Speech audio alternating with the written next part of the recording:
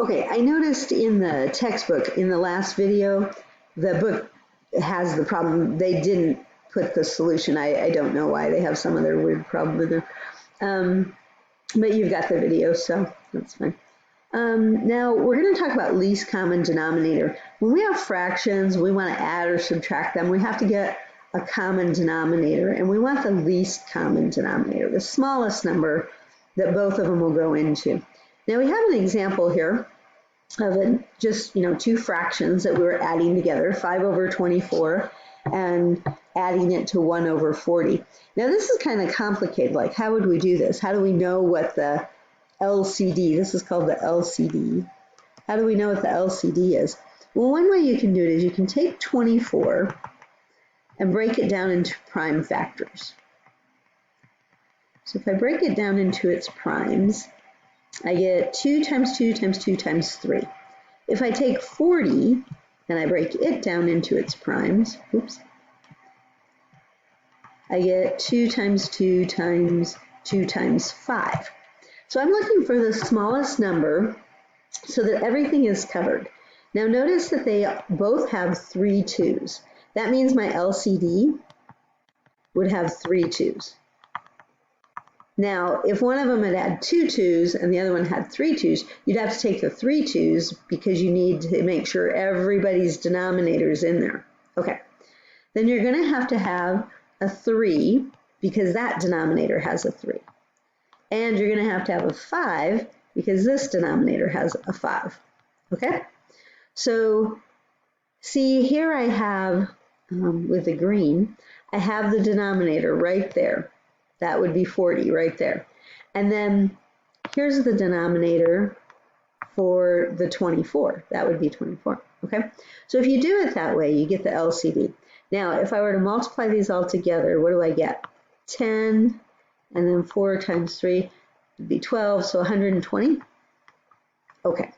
Now, one nice thing about doing it this way, if I go over here and I want to get a common denominator, I already know what the 24 is. It's the 3 2's and the 3. So what's missing? The 5. So I would multiply, I have that in orange, I'll multiply both the top and the bottom, both the numerator and the denominator by 5. Then for the 1 over 40, well, I already know what the 40 is.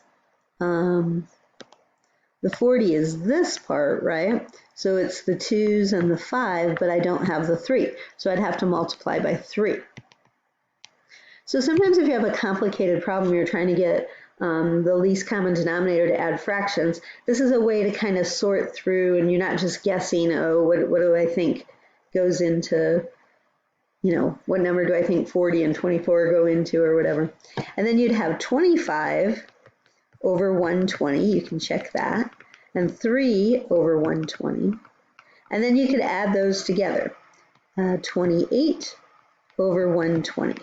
Now, you would have to simplify if you can. Now, 4 goes into both of those. So 4 goes into 28 7 times, and 4 goes into 120 30 times. So I would get that answer right there. And that's the process we're going to use with our rational expressions as well. Now, this first one, that's not too bad. All right, so here's our rational expression right there.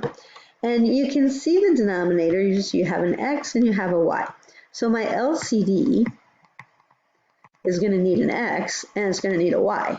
So that was exciting. So here I'll have to multiply by y.